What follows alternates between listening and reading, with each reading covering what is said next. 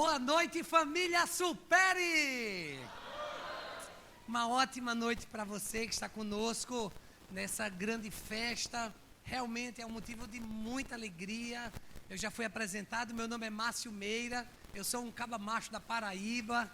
Eu moro na capital da Paraíba, em João Pessoa, e eu sou casado com a pastora linda, uma loira gatíssima. Deixa eu mostrar a foto da minha família para vocês, que vai estar passando aí a qualquer momento no telão.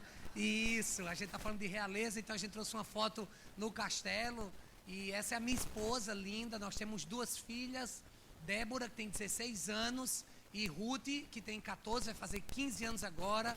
São duas filhas adolescentes, então, por favor, orem por mim, em nome de Jesus.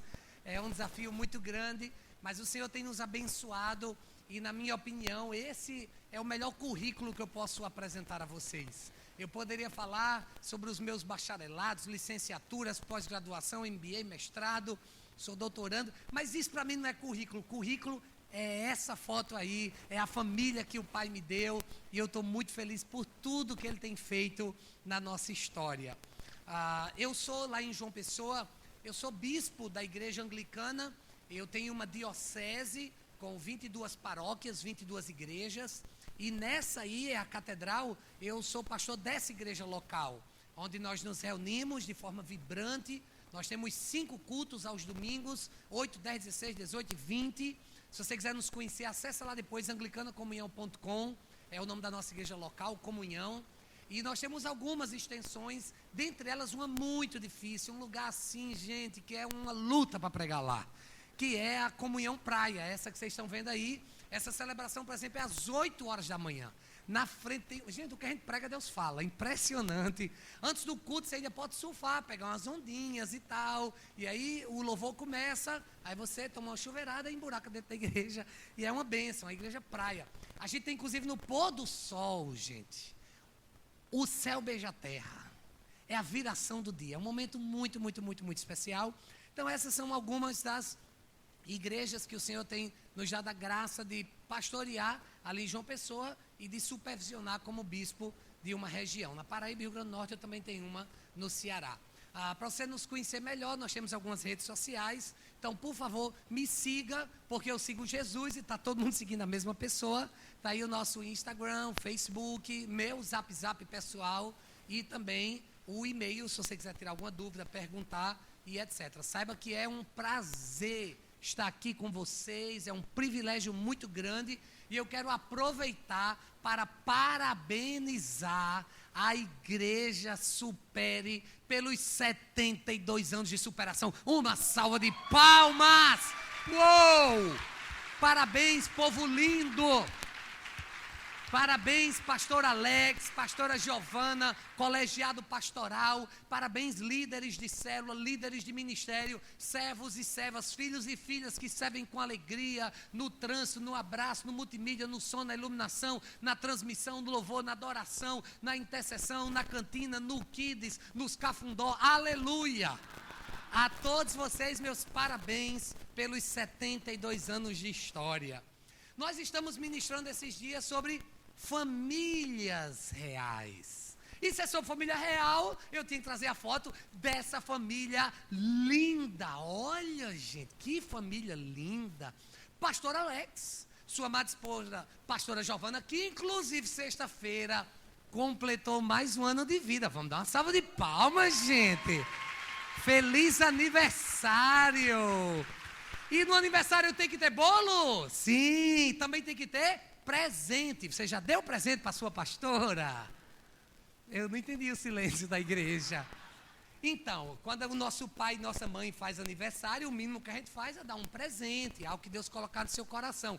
Então ainda dá tempo de você trazer um presente para a aniversariante e abençoar a vida dela. Quem entendeu a mensagem, hashtag fica a dica, diga amém. Então você que disse amém, traga, tá bom? Essa é a família linda que eu amo demais. Tem sido um tempo precioso que a gente tem estado juntos. Ontem, por exemplo, o pastor Alex foi comigo fazer um treino de crossfit, gente. Faca na caveira. O homem é uma máquina, gente. Treinava. Eu não sei o que aconteceu. Hoje ele chegou descadeirado. Eu não sei o que aconteceu, mas o homem tá, mas tudo por amor à causa do evangelho. E ele estava lá firme e forte. E já que é para falar sobre famílias reais, são 3 mensagens. Nós começamos ontem falando sobre como entender os princípios da realeza. E ontem a gente começou falando sobre princípios importantes de uma família real. E por falar em família real, vocês conhecem a família que mora no Palácio de Buckingham. É a rainha, é a família mais conhecida da nobreza do mundo. Eu não sei se vocês sabem, mas a igreja anglicana, a qual faço parte, é a igreja oficial da Inglaterra. É a igreja da rainha. É a Church of England. Por exemplo, lá na Inglaterra, os bispos, pastores e pastoras, eles são funcionários da rainha. É a rainha que paga o salário deles. E no Brasil? Só que não.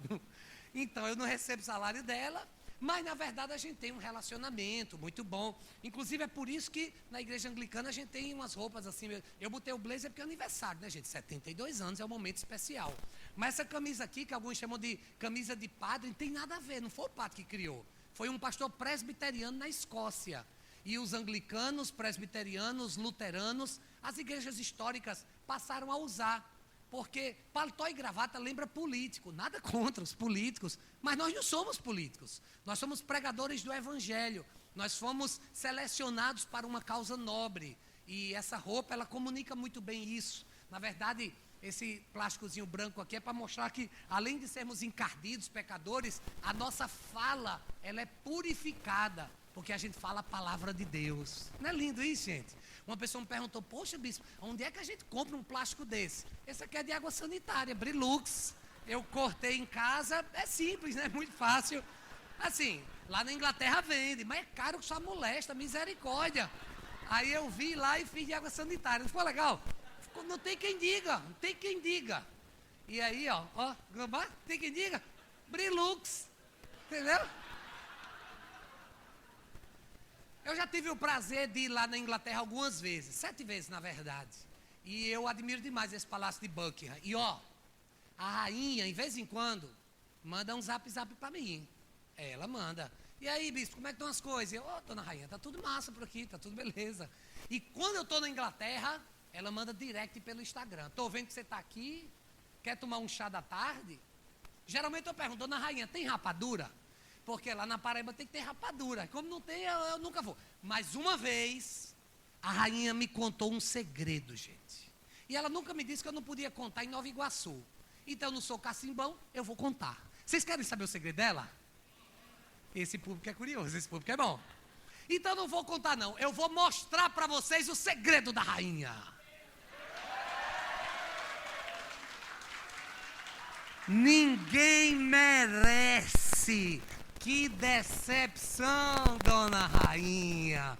Mas ninguém é perfeito. Deus abençoe a senhora e esse urubu aí. Queridos, hoje nós tivemos a segunda mensagem pela manhã e a gente ministrou aqui sobre atitudes para uma família real. Pode tirar a rainha em nome de Jesus. Isso. Atitudes para uma família real. Foi a celebração de hoje pela manhã. Quem estava aqui hoje de manhã? Levanta a mão. Olha que bênção. Algumas pessoas estavam.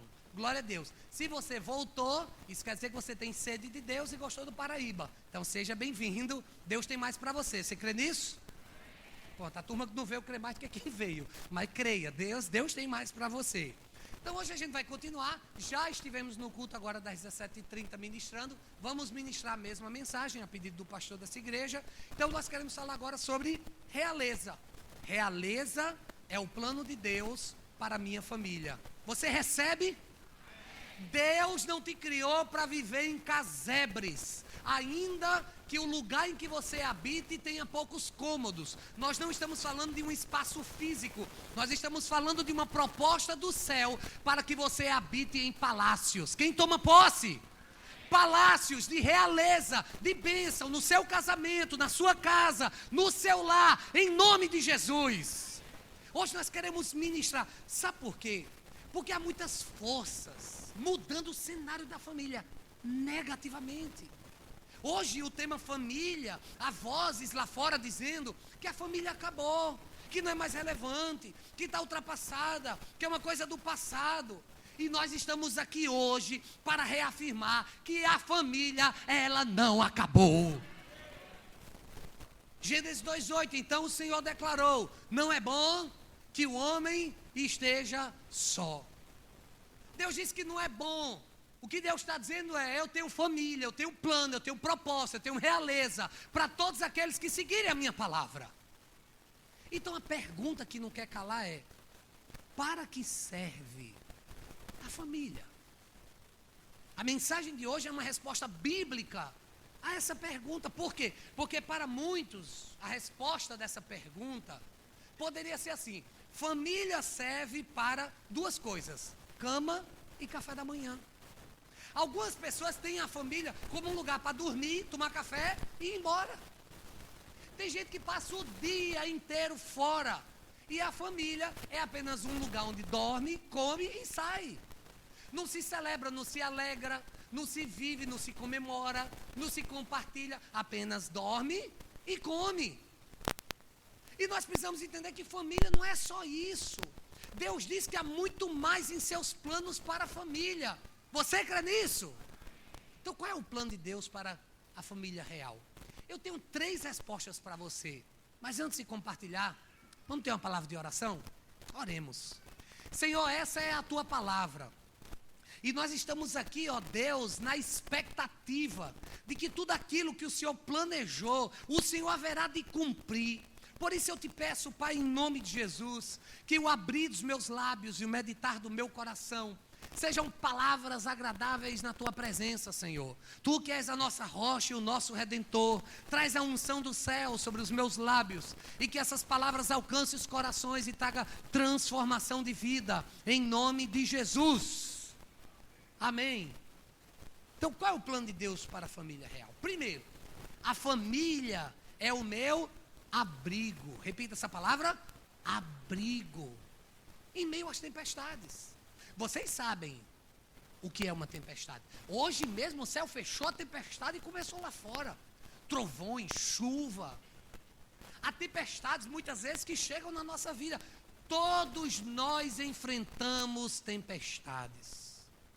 A vida não é fácil. A vida é difícil. A vida é um desafio. E as tempestades, elas fazem parte. A chuva vem, derrama sobre nós. Somos inundados, atravessamos sim tempos difíceis. É por isso que a Bíblia nos diz em Provérbios 14:26, no temor do Senhor, a firme confiança, e os filhos terão lugar de refúgio. Se você está com sua Bíblia, grife essa palavra refúgio, faça um círculo nela. Porque a família precisa ser um lugar de refúgio. Um lugar onde, em meio às tempestades, os nossos filhos possam chegar e derramar o coração para os pais. Onde o marido possa derramar para a esposa suas aflições. Onde a esposa possa simplesmente compartilhar com o marido. Onde haja um lugar seguro. Deus é o nosso refúgio e fortaleza. Ele é socorro bem presente na angústia. Seja qual for a luta, é refúgio. Os seus filhos têm lugar de refúgio e de segurança na sua casa?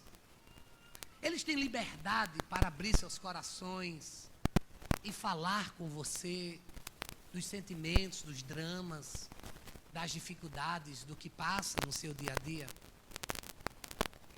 Aqueles que vieram pela manhã ouviram uma parte do meu testemunho em que eu dizia que a minha infância foi um período difícil, porque aos 7 anos de idade a minha mãe me abandonou. E eu passei a morar com o meu pai e com uma mulher que ele se casou, que era minha madrasta. E eu me sentia rejeitado, eu me sentia abandonado pela minha mãe. E o meu pai, ele era alcoólatra e muito violento. Então ele me agredia, ele batia em mim, ele depreciava com palavras. E foi uma fase muito difícil. Por causa disso, eu acabei vivendo de forma muito rebelde, eu experimentei muitas drogas. Eu vivi muito longe de tudo aquilo que Deus tinha preparado em sua realeza para a minha vida. Acabei me envolvendo com questões diferenciadas e estelionato, furto, vandalismo. Eu fui para o juizado de menores, respondi processos e a minha vida foi um caos. Até que eu tentei, inclusive, o suicídio tomando veneno. A minha vida, ela vivia dessa forma, porque eu não tinha em casa um lugar de refúgio. Eu me lembro quando eu chegava em casa para abrir meu coração, ou tentar abrir meu coração, a palavra que eu ouvia do meu pai era: se você chegar em casa apanhado, você apanha de novo. Será que essa é a proposta bíblica? Será que é isso que Jesus nos ensinou? Ou ele falou alguma coisa sobre se baterem de um lado da face e oferece o outro? Nossos filhos têm abertura para chegar em casa e falar dos seus dramas, das suas lutas, das suas dificuldades? Ou nós não temos oferecido, infelizmente, esse refúgio que é bíblico para o nosso lar? Existem 3 tipos de tempestades que eu quero compartilhar com você, que nós enfrentamos no lar. Primeiro, são as tempestades das mudanças. Todos nós passamos por mudanças na nossa casa. Todos nós passamos por mudanças na vida. Nós enfrentamos doença, e isso precisa mudar a nossa rotina de alimentação, de vida. Nós passamos por mudanças porque alguém morre e nós temos que mudar o nosso jeito, a saudade, o luto. É a formatura na escola, e agora não é mais criança, é adolescente, aí entra na faculdade e a gente precisa mudar uma série de coisas. Nós mudamos de emprego, mudamos de endereço, mudamos de casa, mudamos de residência, e quando as mudanças da vida acontecem, eu preciso de um refúgio em meio a essas tempestades, para que as mudanças sejam trabalhadas de forma pedagógica e abençoadora na minha vida. Segundo, as tempestades dos fracassos. Todos nós passamos por derrotas na vida. Todos nós passamos por momentos em que a gente não consegue vencer, pelo menos não como nós gostaríamos. Você não será sempre um vencedor na vida. Você perde algumas vezes. Você não recebe a promoção que você esperava. Você não passa no concurso que você queria. Você recebe um 0 na faculdade. O seu CRE cai. O seu time perde. Você declara falência. Você passa por dificuldade. Você vê o amor esfriar. Você sente os filhos longe. Você parece que não consegue mais sentir aquela esperança. E aí vem o sentimento de fracasso. Você paga conta. E você se vê atolado em outras contas, e parece que é uma bola de neve que não se acaba, e vem essa tempestade de sensação de fracasso. Ainda que você passe por derrotas, não existe nada mais adequado do que um lar que seja um ambiente de refúgio para os fracassos da nossa vida. Nada melhor do que um homem chegar em casa, mesmo sentindo-se frustrado de um dia não produtivo, e poder encontrar na mulher uma palavra motivadora, abençoadora, e não de crítica, de destruição, não de cobrança ou de depreciação. Que o seu lar seja um refúgio em meio às tempestades dos fracassos. E terceiro, talvez, as tempestades mais difíceis na vida de uma pessoa são as tempestades da rejeição. Eu não sei se você já se sentiu assim, rejeitado por quem você ama, rejeitado por aquele que te pediu em namoro e acabou o namoro, por aquele que te pediu em noivado, te deu uma aliança, e talvez depois de conseguir algumas coisas, virou as costas. Alguém casou com você, fez uma promessa, e ainda assim quebrou essa promessa, adulterando, traindo, se divorciando. Gente, como é difícil. Essa talvez seja a mais difícil. Nós odiamos ser rejeitados. Quanto tempo eu não me senti um rejeitado? Porque minha mãe, ela me abandonou. Quantas vezes eu não ficava pensando, o que é que tem errado em mim? Porque, qual é a mãe que abandona um filho, gente? E isso é frustrante demais. Eu cresci com muitos traumas de rejeição. Na verdade, eu cresci com ódio do sexo feminino. E toda mulher que eu me relacionava, eu magoava, eu machucava, eu traía. O que eu estava fazendo inconscientemente era me vingando da minha mãe. E eu me achava um nada. E para provar que eu era um nada, meu pai ainda dizia: você não é nada, você é um burro, jumento, cavalo batizado. Você nunca vai ser ninguém na vida.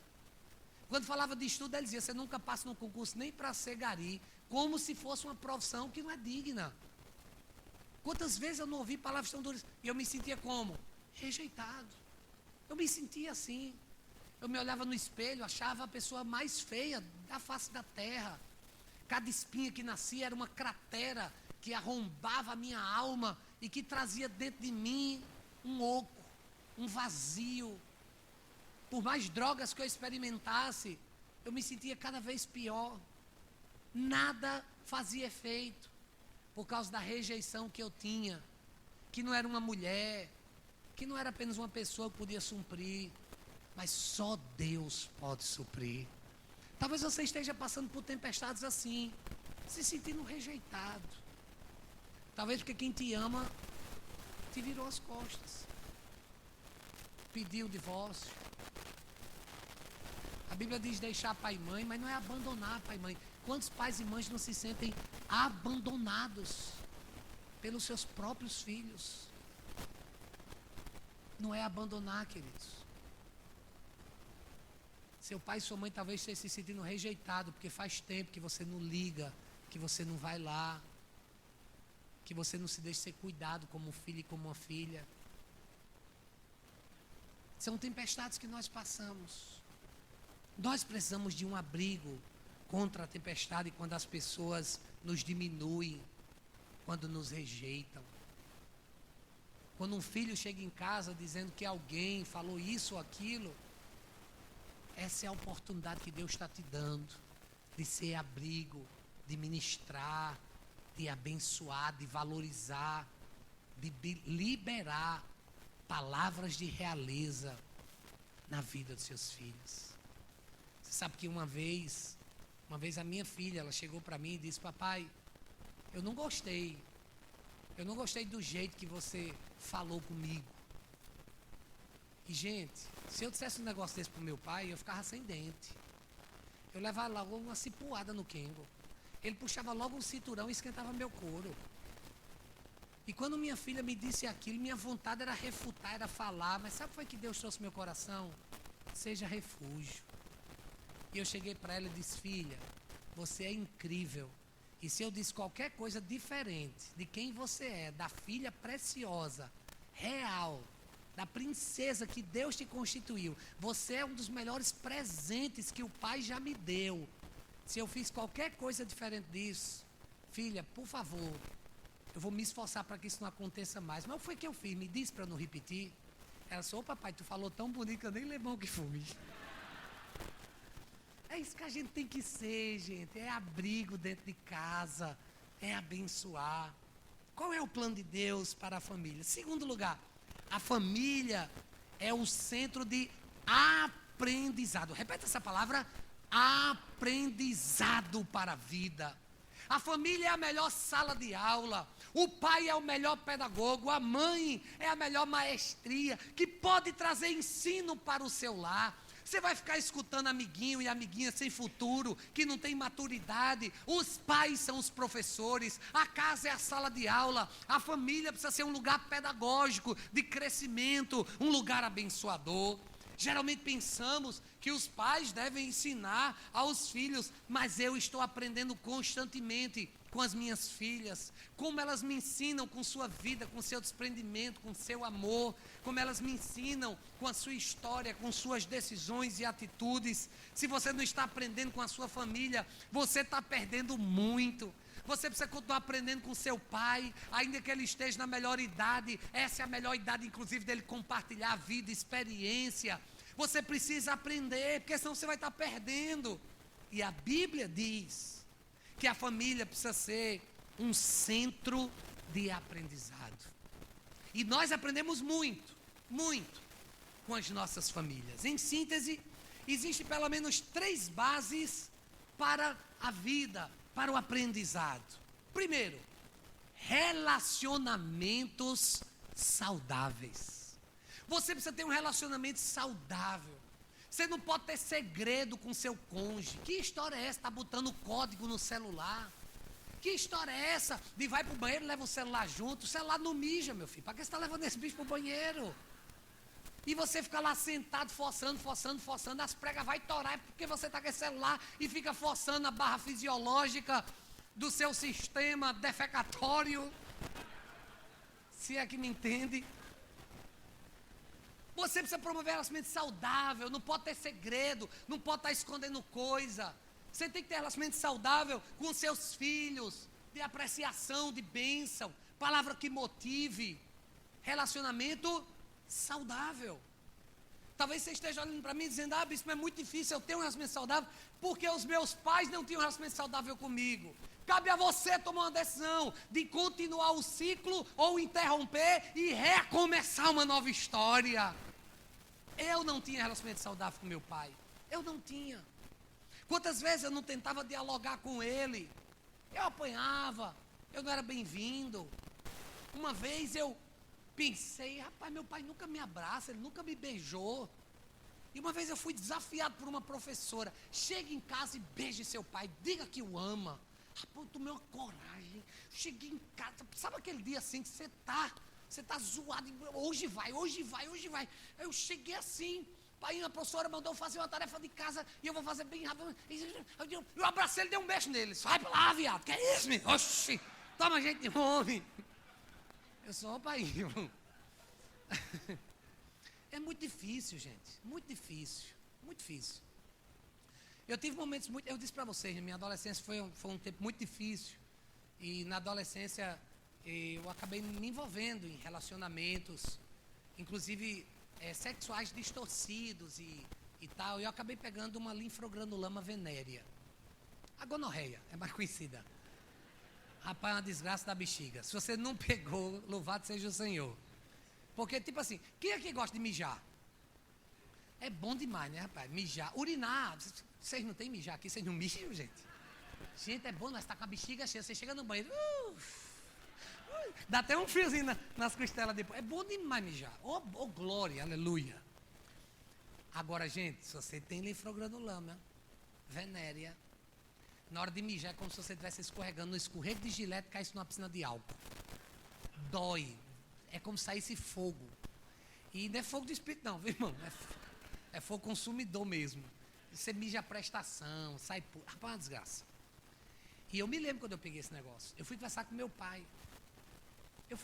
Sabe por quê? Porque eu queria ouvir um conselho. Eu queria a presença do meu pai. Eu queria um relacionamento com ele. Eu disse, pronto, agora eu sou homem. Eu peguei essas coisas que todo homem pega. Vou conversar com ele. Eu me lembro, no intervalo do Jornal Nacional. E eu cheguei junto. Na hora que estava, painho, é porque assim, eu sei que eu não réu, dor da bexiga, o senhor pode me ajudar? Meu pai sempre foi muito sensível, muito delicado. Ele disse, seu filho da pi, vá tomar no pi, seu pi. Ele disse, diga o que aconteceu, senão joga essa televisão na sua cabeça. Eu disse, pai, pedindo com tanto carinho, eu digo. Eu estou com gonorreia, tá doendo. Me ajude. Eu queria que ele conversasse comigo. Eu queria que ele perguntasse, meu filho, sério? Você começou, como foi isso? Filhão, eu queria que ele fizesse qualquer coisa. E ele disse, essa besteira, eu já tive várias vezes, toma bezetacil e fica bom. Você percebe? Cadê o ambiente pedagógico? Cadê o relacionamento saudável? Não tinha dentro de casa. E aí um dia eu me tornei pai. E quando eu me tornei pai, qual era a minha tendência? Era querer fazer as mesmas coisas. Mas eu decidi, eu vou quebrar esse ciclo. Eu vou recomeçar uma nova história. Aonde todos os dias eu semeio na vida das minhas filhas, eu profetizo, eu abençoo. Eu decidi viver de forma saudável com elas. Você sabe, as duas são adolescentes. Nós fizemos um pacto. Eu disse, filhas, se vocês gostarem de um menino, converse comigo. Eu sou a pessoa, eu sou faixa preta de kickbox. Eu sou azul de jiu-jitsu. Ou seja, eu sou faca na caveira. Tem ninguém do que eu para orar. Inclusive, hoje o Senhor botou no meu coração de oferecer um sacrifício vivo na presença dEle. Vai ser o primeiro namorado dessas meninas. Um sacrifício vivo na presença do Senhor.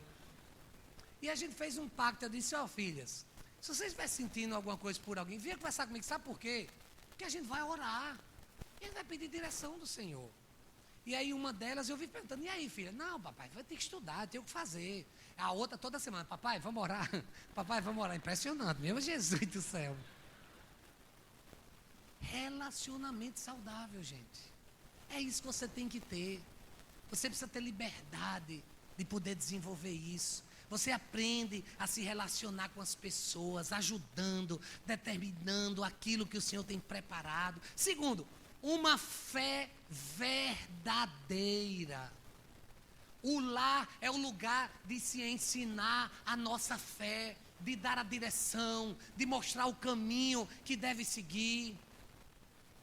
Porque tem gente que diz assim, não, eu não vou impor para os meus filhos sobre esse negócio de igreja, não. Um dia eu estava na igreja, e aí a mãe estava lá com o pai, e eu perguntei, cadê seu filho? Essa, não, meu filho hoje não quis vir, não. Um porretezinho, tamanho de nada. Não, ele não quis vir hoje, não. Por quê? Ele quis ficar jogando videogame. Rapaz, baixou um negócio em mim assim. O Espírito Santo, foi o Espírito Santo. Baixou em mim assim, no modelo Antigo Testamento. Baixou em mim assim. Minha esposa, percebendo, chegou junto. Amor, calma, amor, calma, amor. Calma, é a família dela. Eu digo, a família dela não, é a família de Deus. Eu disse, ô irmã, deixa eu te dizer um negócio. Hoje é domingo, né? Amanhã é segunda. Se teu filho disser assim, mamãe, eu não vou para a escola hoje, não, eu quero ficar jogando videogame. Ela, ele tá doido. Se ele fizer isso, eu dando o cacete nele. Quer dizer que para ir para a escola, você vai obrigar ele a ir para aprender matemática e português. Mas para vir para a casa do Senhor, aprender a palavra do Senhor, os motivos eternos e a vida que tem com Jesus, isso você não abriga? Vai ter paciência em outro lugar. Nós somos responsáveis pelos nossos filhos. Tem esse negócio de menino que quer ir para a igreja, não. Vai-te embora para a igreja agora, seu capá. Passa para a igreja. Isso é conversa. Seja homem, rapaz. Desde quando o menino escolhe o que quer? Não quer tomar banho, não. Não quer tomar banho. Passa para o chuveiro agora. Mas não está quente, vai gelado. É até bom para a pele. Rejuvenesce. Vai. Não é questão de deixar que eles escolham. A Bíblia diz que você é pai, você é mãe. Isso é parte da sua descrição de trabalho. Ou seja, ensinar os valores. Eu vou pedir, por favor, a sua atenção nos telões para o texto de Deuteronômio, capítulo 6, versículo 6 ao 7. Acompanhe comigo, por gentileza. Ele começa dizendo estas palavras. Quais são as palavras? Que palavra é essa? A palavra de quem? De Deus, também conhecida como Bíblia. Então, ele começa dizendo estas. Ok. O que é que nós temos que fazer com estas palavras? Ensinar. Então, vamos lá. O que é que eu tenho que ensinar? O que é que eu tenho que fazer com a palavra? Ok, todo mundo comigo, vamos continuar. Essas palavras as ensinarás a quem? O que é que eu tenho que fazer com a palavra? Para quem? Está todo mundo comigo? A Bíblia está dizendo isso. Essas palavras ensinarás a teus filhos, e delas falarás sentado em tua casa, andando pelo caminho, deitando-se, levantando do verbo. Em todo tempo ensina a palavra. Agora, quando você não ensina a palavra, o que é que acontece? O filho aprende o que não deve em todo canto. E sabe por que a gente não está ensinando a palavra? Veja essa foto. Porque nós damos logo um tablet. Porque nós colocamos na frente da televisão. Porque nós, para termos um tempo de paz, a gente quer se livrar do filho. Ao invés de fazer o que a Bíblia disse, que é ensinar a palavra aos nossos filhos em todo o tempo. Quando levanta, quando deita, quando anda, quando caminha, aonde estiver, ensina a palavra. Mas vem ensinar a palavra, o que é que a gente faz? A gente coloca uma televisão, a gente dá um Netflix, a gente bota um smartphone, a gente bota ele na frente de uma TV. Uma criança, em média, assiste televisão cerca de 1000 horas por ano. Se você é um brasileiro comum, quando você chega aos 18 anos de idade, você já assistiu 18.000 horas de TV. E se você chegar aos 65 anos, você acumulou 9 anos e meio na frente da telinha, assistindo só Deus sabe o quê. Agora, se você, por outro lado, arrasta o seu filho para a igreja, e eles vão à igreja uma vez por semana, todo domingo, durante 65 anos você leva seu filho para a igreja, isso representa que ele passou 8 meses aprendendo a palavra. 9 anos e meio contra 8 meses. o que é que teu filho vai assimilar na vida? Porque você acha que só os Super Kids devem ensinar a Bíblia. Você esquece que a palavra de Deus nos diz que nós devemos ensinar. Ensina o teu filho no caminho que deve andar, para que quando ele cresça não se desvie dele. Ah, bispo, porque meu filho, ele não quer saber das coisas do Senhor. E nem você quer, porque se você quiser saber das coisas do Senhor, você ensinava sobre as coisas do Senhor para o seu filho. E nós precisamos nos posicionar. Nós precisamos ensinar a palavra. Quando sentar à mesa, ensinar, ministrar. Enquanto você deixa a galinha pintadinha cantar aquelas músicas desgraçadas, lavar cerebral. Ai, infeliz das costas ocas. A bicha tem um poder da bexiga. A criança está lá agitada. Você botou a galinha pintadinha, a criança entra em transe. Enquanto você está esperando que a galinha pintadinha faça o trabalho dela, a Bíblia está sendo passada, ela não está sendo ensinada e a vida não está sendo liberada. E desculpe se essa mensagem é muito forte, mas você veio aqui hoje porque Deus queria que você ouvisse exatamente essa palavra. Educação não se passa por osmose. O filho não acorda dizendo, agora eu sei de tudo. Não! Nós somos os pedagogos dos nossos filhos na palavra do Senhor. De onde as crianças estão recebendo seus valores? Da TV? Do Netflix? Ou da palavra de Deus? É muito importante que a gente compreenda isso. Terceiro, caráter verdadeiro. Você precisa passar caráter, você tem que ensinar. E deixa eu te dizer uma coisa, é com a sua vida. Tem uma propaganda norte-americana intitulada Children See, Children Do. Criança vê, criança faz. Não importa o que você vai falar, mas é o que você vai fazer que vai ensinar. Quantas vezes meu pai nos dizia, meu filho, seja homem, pare de mentir. E quando o telefone tocava e era alguém querendo cobrar dinheiro, ele dizia, diga que eu não estou não, diga que eu não estou não. Ele dizia que não era para eu mentir, ele mandava eu mentir. Meu pai dizia, meu filho, você tem que ler livro. Ele nunca tinha lido um. Você tem que estudar para ser alguém na vida. E ele não tinha estudado, não tinha nem terminado ginásio. Era um homem rico, tinha casa, tinha uma mansão, tinha apartamento na beira-mar, tinha lancha. Ele tinha uma ilha. E eu via que ele não estudava e ele tinha muita coisa. Por que para ser alguém na vida eu tinha que estudar? Não é o que você vai falar, mas é o que você vai fazer que vai ensinar, que vai comunicar, que vai ministrar. Por isso que nós precisamos ter um caráter aprovado, para que os nossos filhos, eles possam crescer. Muito do que você é, basicamente, a gente herda dos nossos pais. Caráter, ele apanha assim, sabe? Ele vem e tipo, pega. Não é uma coisa que senta na sala de aula e aprenda a ter caráter. Eles estão observando as nossas ações, o que nós dizemos. E nós precisamos tomar muito cuidado, gente, com isso. E sermos um pedagogo, alguém que ensina. Eu me lembro quando minha filha mais nova tinha, acho que 5 anos, 6 anos, não me lembro muito bem. Eu me lembro quando ela chegou para mim e disse assim, papai, o que é sexo? Meu Deus do céu, essa menina desse tamanho quer saber o que é sexo? Eu comecei a me dizer, como é que eu vou ensinar para essa menina? Sexo, ela não tem 5, 6 anos. Como é que se ensina sexo para uma menina de 5, 6 anos? Eu fiquei aqui doidinho e tal. Muito nova, querendo saber desse negócio, gente. Então, aí eu me lembrei de Jesus. Jesus, ele tinha uma técnica. Jesus era muito inteligente. Jesus tinha uma técnica, ele não respondia, ele fazia a mesma pergunta para a pessoa. O que dizes tu que eu sou?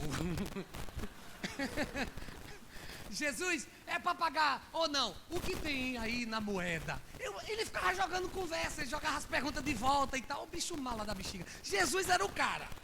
Pense num pedagogo de excelência. Eu me lembrei de Jesus. Aí eu disse, filha, onde você viu essa história de sexo? Ela disse, na ficha de inscrição da escola tem sexo. Aí eu, aleluia. Ô filha, você sabe, né? Tem macho e fêmea. E você é fêmea. Veja, é caráter. E a gente tem que ensinar. Porque se eu perguntasse a meu pai, ele dizia, tirar a catinga do mijo, dava uma mãozada em mim. Mas sabe, caráter é uma coisa que você aprende e que você desenvolve e que você cresce. Cuidado, seus filhos estão lhe vendo. E possivelmente eles estarão traçando os mesmos caminhos para a vida deles. Porque nessa fase menor, você é o referencial, você é o super-herói. Você é o modelo. O problema é quando o filho percebe que você não é aquele herói, mas está mais para vilão da destruição, da quebra de palavras, de promessas e etc. Então, qual é o plano de Deus para a família real? Terceiro e último lugar, a família é um lugar de perdão diário. Repita essa palavra, perdão. Pedir perdão não é um sinal de fraqueza, mas é de grandeza espiritual. É isso mesmo.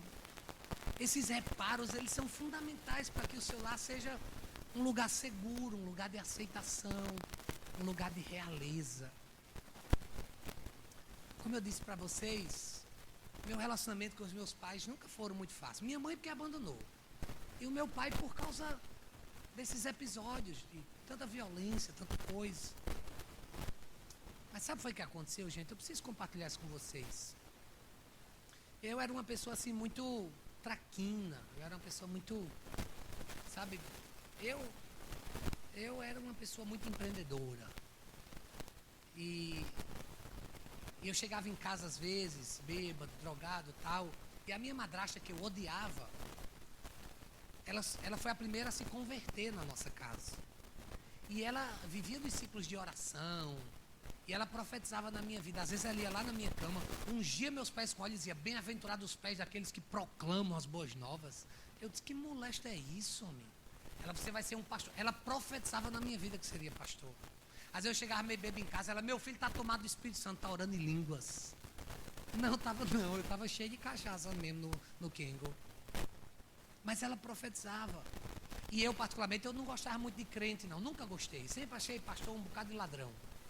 E tinha umas vigílias de oração na garagem lá, numa igrejinha, que o teto era de zinco. A gente gostava de jogar brita no teto dessa casa.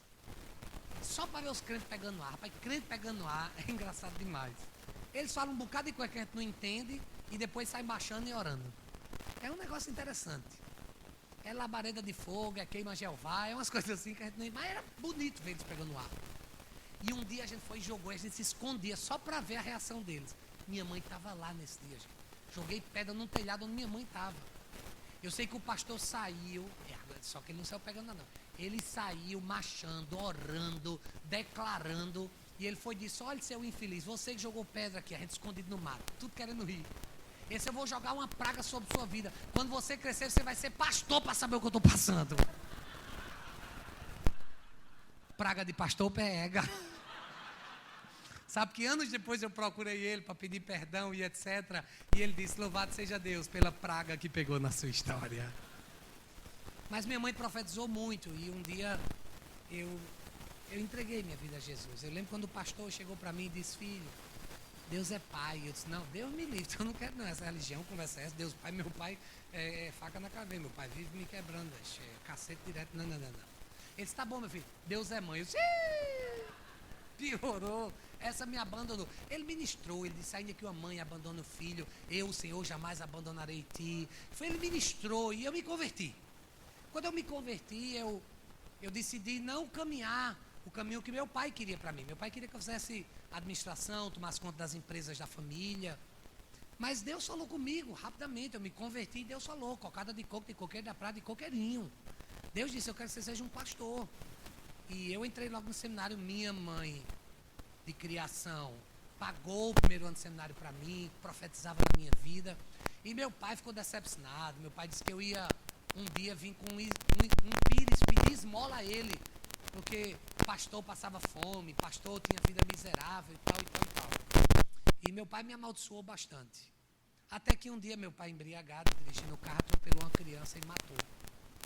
E foi um momento difícil. E um pastor lá da Paraíba, Munguba, o aconselhou, o ajudou e o conduziu a Cristo. E ele se converteu. E poucos meses depois ele entrou aonde? No seminário. Hoje ele é pastor da Igreja Batista, gente. E Deus mudou a história dele completamente. E chegou um momento em que, ou seja, eu precisava liberar perdão. Para quem? Para minha mãe biológica. Eu precisava fazer alguma coisa. E o que foi que eu fiz? Eu percebi que estava se aproximando do meu casamento e que eu tinha uma história assim muito depreciativa com as mulheres. Na verdade era vingança da minha mãe. E Deus tocou meu coração de procurá-la. Eu fui no Orkut. Quem lembra do Orkut? Eu fui no Orkut e encontrei minha mãe. Morava lá no interior de um outro estado, no Nordeste. E eu viajei, faltando uma semana para o casamento. Cheguei na casa dela, o nome dela é diferente, Dionete. E eu cheguei lá e disse: mãe, eu sou seu filho, Márcio. És meu filho, mas não. Não, eu sou seu filho, vai por mim, sou eu mesmo. Eu não tenho filho tão lindo assim, ó. São seus olhos.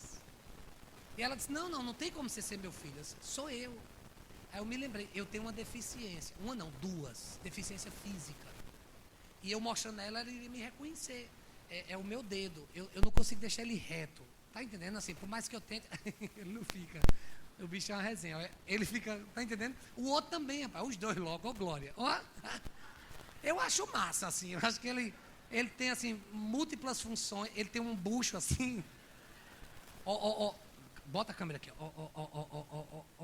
Ó. E aí eu cheguei pra minha mãe e disse: ó aqui, ó, sou eu. Aí ela: meu filho. Cada uma deficiência, rapaz, ninguém merece. Meu filho, tal. Eu esqueci de dizer pra vocês. Ela se tornou budista. E aí ela: meu filho, tal. Ela é Tico Buti. É uma liderança budista. A líder budista, mulher, o nome que dá é Tico Buti. Nome feio da bexiga, né? Tico Buti da tua mãe. Pensa um negócio estranho, né? Tico Buti, meu Deus. Mas é o nome lá que é dado. Em alguns lugares é pastor, pastora, outros é Tico Buti. E ela é uma Tico Buti lá. E aí ela, quando é meu filho, tal, aí ela foi, se ajoelhou e começou: ai, obrigado, Buda. Eu disse: não bota a Buda de ninguém nesse negócio, não. Foi Jesus que me trouxe aqui. E foi uma bênção para eu liberar perdão sobre a vida dela. E assim, foi terapêutico, sabe? Família é lugar assim, gente. De você liberar perdão. E sabe como esse perdão pode acontecer? Pelo menos 3 formas. Primeiro, revele sua ferida. Às vezes tem ferida que está lá guardadinha. São raízes. Vai brotar amargura. E você não pode deixar acumular. Não adianta varrer para debaixo do tapete. Em algum momento o tapete vai se levantar. Eu não contei toda a minha história com meu pai, mas ficou muita ferida, porque ele se converteu, mas a gente nunca teve um papo reto. Ele nunca me pediu perdão e nem eu a ele. Só que meu pai, ele acabou se envolvendo com política, foi candidato a vereador, e ele não ganhou, e ele acabou perdendo tudo. Ele se divorciou da minha segunda mãe. E o meu pai teve uma história assim de decadência financeira muito grande, perdeu tudo, ficou devendo a Deus e ao mundo. Já não tinha nem mais onde morar, estava num quartinho que eu pagava. Eu queria pedir esmola a ele. E um dia meu pai disse: eu vou para os Estados Unidos, vou retentar minha vida e tal. E eu me lembro quando eu fui levar ele no aeroporto, Deus tocou no meu coração, porque talvez eu não pudesse voltar a vê-lo.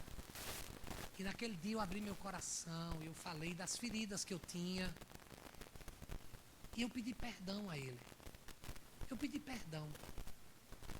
E, gente, eu nunca vou esquecer daquele dia naquele aeroporto. Que ele olhou para mim e disse: filho, me perdoe. E ele me deu um beijo. E me deu um abraço, gente. Pela primeira vez na minha vida. Vocês acreditam que eu não queria lavar meu rosto? De tanta emoção que eu fiquei daquele beijo. E foi muito terapêutico, sabe? Ele foi para os Estados Unidos, ele se casou com uma americana, se tornou cidadão americano, se divorciou da esposa. Voltou para o Brasil e conheceu outra mulher. É um homem que acredita no casamento. Está no 4º casamento. Ele acredita, ele não desiste. E voltou a pastorear. Está pastoreando uma igreja batista lá e um ministério abençoado. E sabe, hoje quando eu conto a nossa história, parece que eu estou contando a história de outra pessoa. Sabe por quê?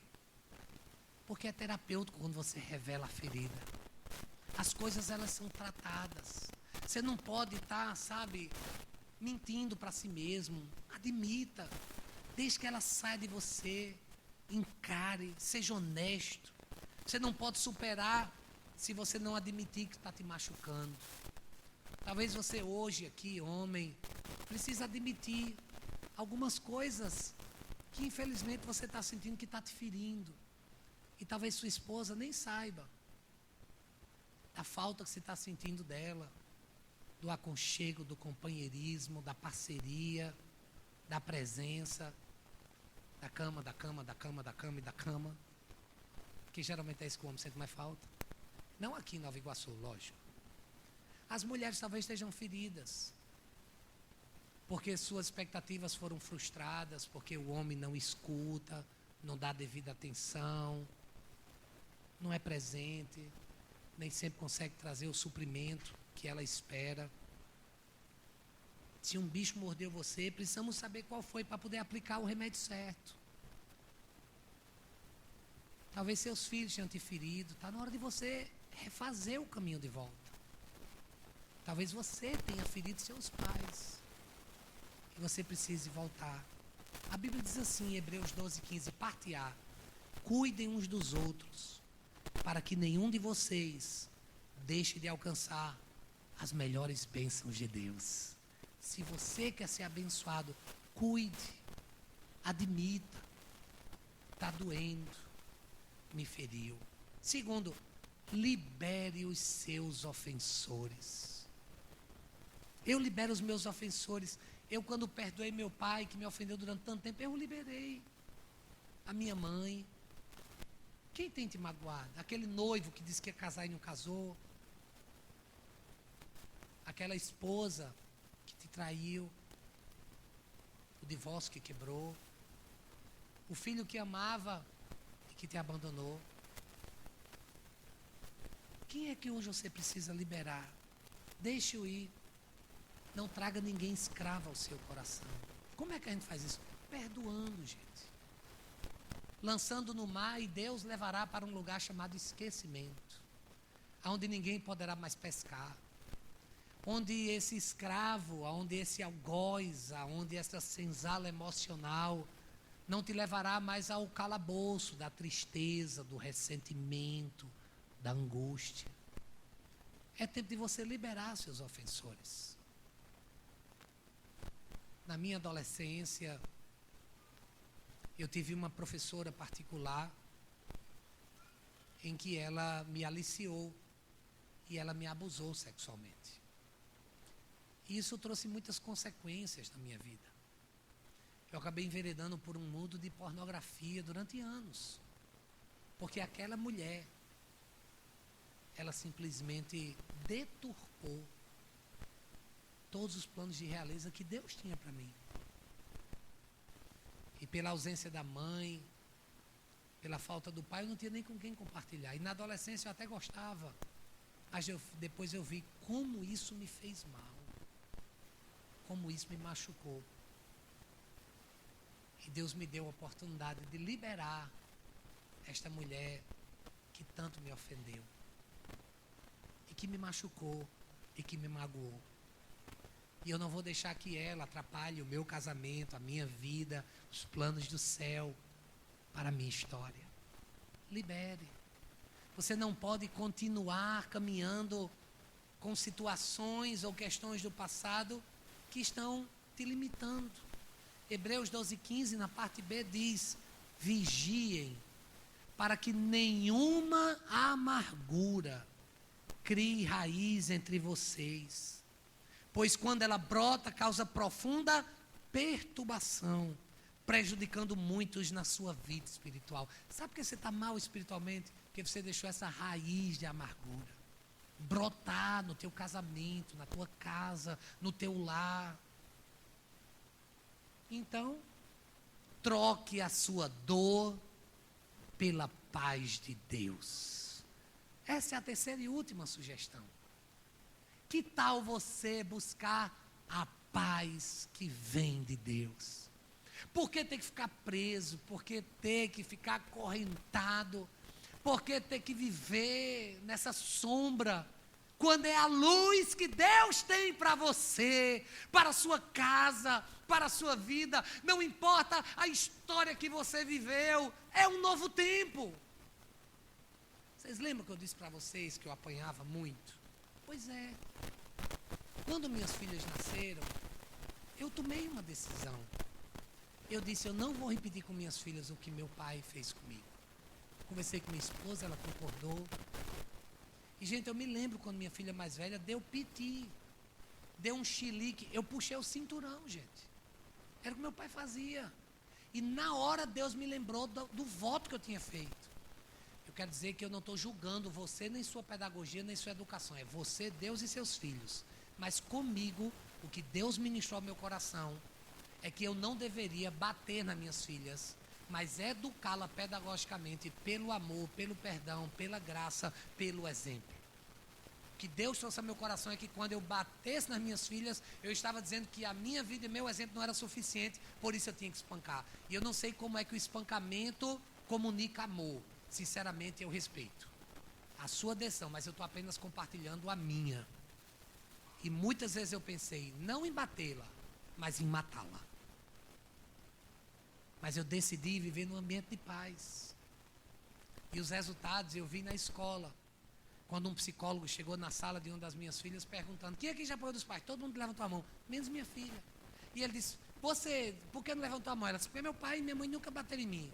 Porque você é muito comportada? Ela disse, sou não. Aí ele disse, mas por que você não apanha? Ela disse, porque os meus pais, eles são os melhores pais do planeta. E eu tenho orgulho dos pais que Deus me deu. Nós ensinamos pela disciplina, pelo amor. Nós aprendemos, e foi uma decisão nossa, tratar com paz e não com violência. Não com pisa, não com tapa, não com cinturão usada, ou o que quer que seja. Isso é uma decisão que em algum momento, se você não tomou ainda com seus filhos, talvez você precise tomar com você mesmo. Porque talvez você ainda esteja vivendo num alto espancamento emocional, se machucando, se diminuindo. Talvez você diga, mas é injusto, bispo. Eu sofri muito, eu chorei, eu fui traída, eu fui abandonado, eu fui rejeitado, a aliança foi quebrada. Talvez você ache que isso é injusto. Se eu perdoar, eles vão embora sem nenhuma punição. A sua justiça é como trapo de imundície, diz o Senhor. Deixa o Deus que é justo tratar. Faz aquilo que te cabe. Faz aquilo que você precisa. E você verá que Ele pode fazer um trabalho muito melhor do que você. Portanto, deixe que Deus, Ele tenha a última palavra. Deixe que Ele cuide disso para você. Deixe que Ele trabalhe. Deixe que Ele produza. E você verá o resultado. Quando o apóstolo Paulo escreve aos Colossenses, ele diz que a paz de Cristo seja o juiz em seu coração, visto que vocês foram chamados para viver em paz, como membros de um só corpo. Nós somos uma família. O ressentimento vai te levar à morte. Você precisa perdoar aqueles que te feriram para o seu próprio bem. Foi o pastor Rick Warren, da igreja de Saddleback, lá na Califórnia, escritor do best-seller The Purpose Driven Life, uma vida dirigida por propósito. Ele disse, guardar ressentimento no coração é como cometer um suicídio emocional. Quando você guarda essa mágoa, você está se matando constantemente. E alguém já disse que não perdoar é tomar um veneno e esperar que quem te magoou morra. Qual é a realeza que está faltando se estabelecer na sua vida? Porque a realeza é um plano de Deus para a sua família. Diante das tempestades, seu lar deve ser um centro de aprendizado e um lugar de perdão. Agora, talvez você esteja aqui hoje e pense assim, mas eu queria ter tido mais tempo. Eu queria ter tempo para fazer isso. Eu queria voltar no tempo para fazer. Talvez você não possa voltar no tempo. Mas que tal hoje você estabelecer o tempo e fazer a diferença? Enquanto ainda dá tempo, antes que seja tarde demais. Antes de orar, eu quero sua atenção nos telões para esse rápido vídeo que nós vamos exibir.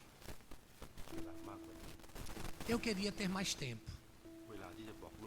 Tempo para dizer ao meu filho que eu amo mais do que qualquer coisa.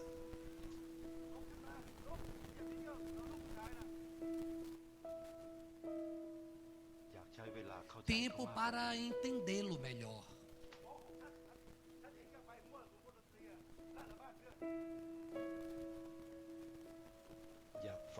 Escutar suas opiniões.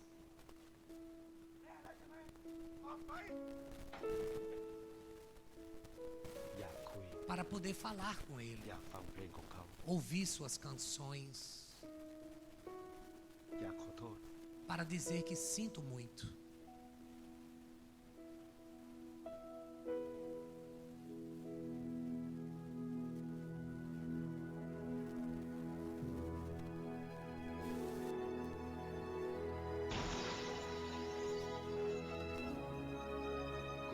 Eu gostaria de ter dito, eu queria mais tempo. Tempo para fazer o que eu nunca fiz.